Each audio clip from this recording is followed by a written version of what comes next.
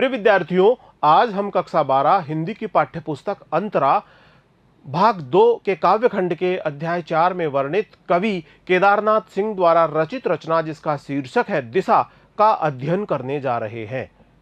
Video भाग 1 में हमने साहित्यकार कवि केदारनाथ सिंह का परिचय प्राप्त किया है। वीडियो भाग 2 में हमने कवि केदारनाथ सिंह द्वारा रचित रचना जिसका शीर्षक है बनारस का बहुत अच्छी तरह से अध्ययन किया है। आइए आज अध्ययन करते हैं केदारनाथ सिंह द्वारा रचित रचना जिसका शीर्षक है दिशा।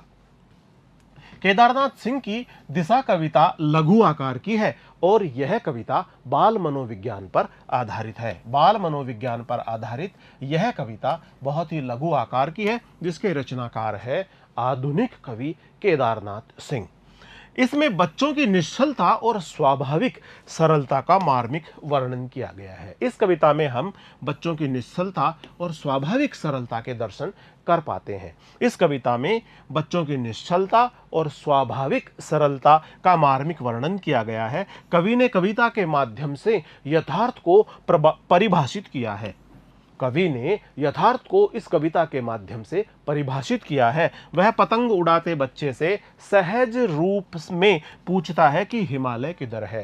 कवि पतंग उड़ाते हुए एक बच्चे से सहज रूप में पूछता है कि हिमालय किधर है, यानी हिमालय किस दिशा में स्थित है। बच्चा भी अपनी सहज प्रवृत्ति के अनुसार उत्तर देता है कि हिमालय उधर है जिधर उसकी पतंग उड़ती हुई जा रही है। जब कवि ने बच्चे से पूछा, एक बच्चा जो विद्यालय के बाहर पतंग उड़ा रहा था, उस बच्चे से कवि ने पूछा कि हिमालय किधर है। इस प्रश्न का उत्तर बच्चे ने जो दिया, उसको सुनकर कवि ने भी यह मान लिया कि प्रत्येक व्यक्ति का यथार्थ अलग अलग होता है।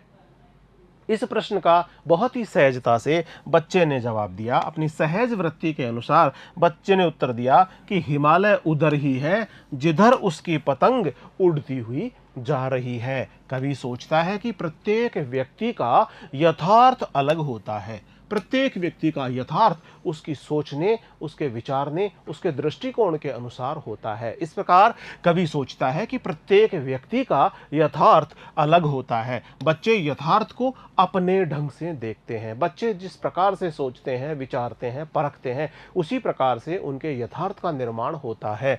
बच्चे यथार्थ को अपने स्वयं के ढंग से देखते हैं। कवि बालकों के इस सहज ज्ञान से प्रभावित हो जाता है। कवि की धारणा है कि हम बच्चों से भी कुछ न कुछ अवश्य ही सीख सकते हैं। तो आइए वाचन करते हैं कविता का, जिसका शीर्षक है दिशा। हिमालय किधर है? हिमालय किधर है? मैंने उस बच्चे से पूछा जो स्कूल के बाहर पतंग उड़ा रहा था। हिमालय किधर है? मैंने उस बच्चे से पूछा जो स्कूल के बाहर पतंग उड़ा रहा था। उधर उधर उसने कहा। उधर उधर उसने कहा जिधर उसकी पतंग भागी जा रही थी। उधर उधर उसने कहा जिधर उसकी पतंग भागी जा रही थी। मैं स्वीकार करूं, मैंने पहली बार जाना हिमालय किधर है। मैं स्वीकार करूं, मैंने पहली बार जाना हिमालय किधर है। मैं स्वीकार करूं, मैंने पहली बार जाना हिमालय किधर है। आइए अब हम इस कविता का संदर्भ जान लेते हैं। हिमालय किधर है? मैंने उस बच्चे से पूछा जो स्कूल के बाहर पतंग उड़ा रहा था। उधर उधर उसने कहा जिधर उसकी पतंग भागी जा रही थी। मैं स्वीकार करूं, मैंने पहली बार जाना हिमालय किधर है। प्रस्तुत पंक्तियां दिशा नामक कविता से ली गई है।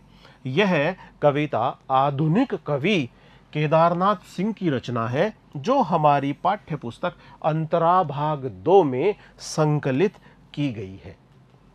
आइए इस कविता का प्रसंग जान लेते हैं। यह कविता बाल मनोविज्ञान से संबंधित है। प्रत्येक व्यक्ति की सोच अलग होती है। उसकी सोच के अनुसार ही उसके दृष्टिकोण का निर्माण होता है। व्यक्ति की सोच और दृष्टिकोण के अनुसार ही उसके यथार्थ का निर्माण होता है।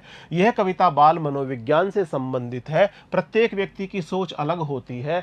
यथार्थ के संबंध में सभी अपने ढंग से सोचते हैं।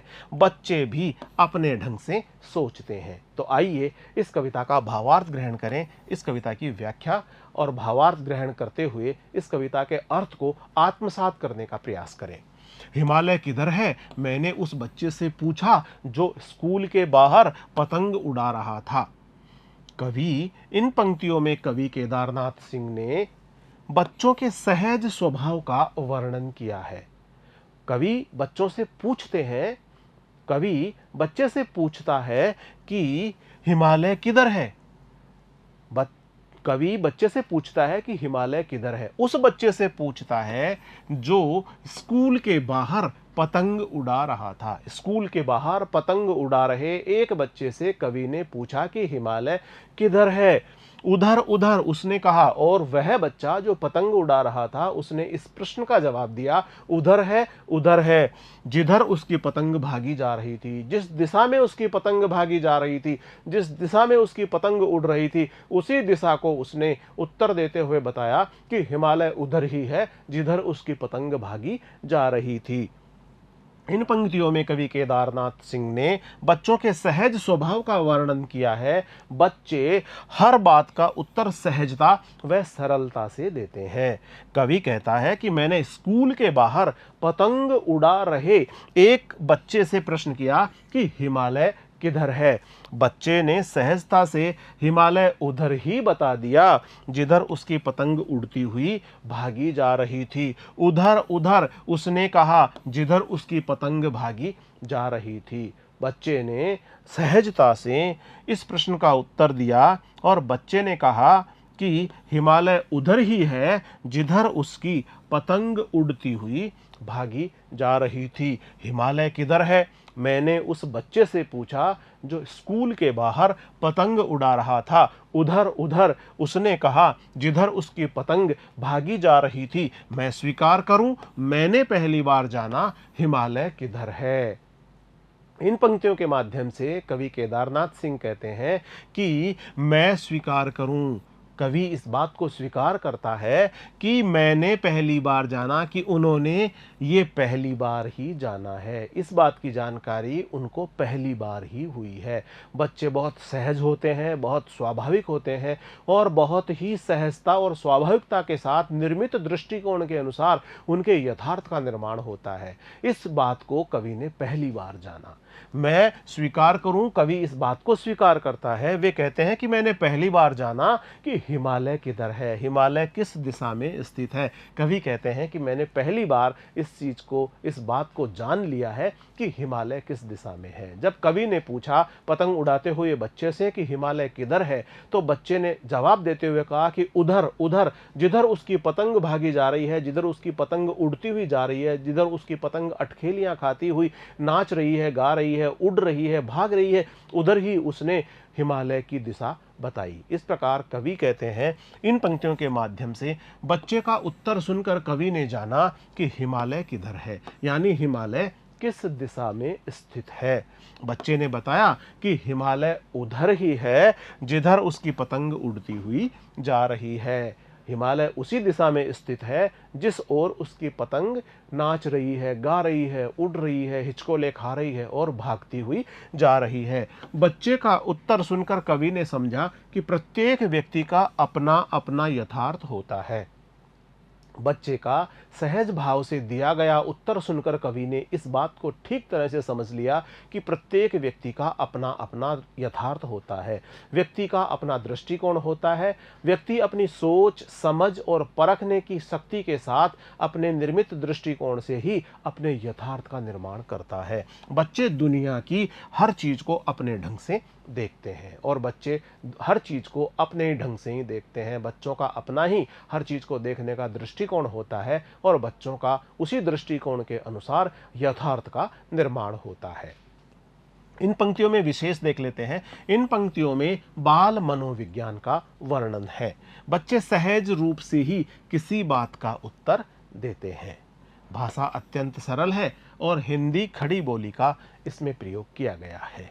सबके सोचने का ढंग अलग अलग होता है, यह इस कविता में दिखाया गया है। मैं स्वीकार करूं किधर है में बच्चे के सहज उत्तर पर कवि मुग्ध दिखाई देता है। बच्चे ने बहुत ही सहजता से इस प्रश्न का उत्तर दिया। इस उत्तर पर कवि मुग्ध दिखाई पड़ता है। प्रिय विद्यार्थियों, आज हमने अध्याय 4 साहित्यकार कवि केदारनाथ सिंह द्वारा रचित रचना जिसका शीर्षक है दिशा का अध्ययन किया।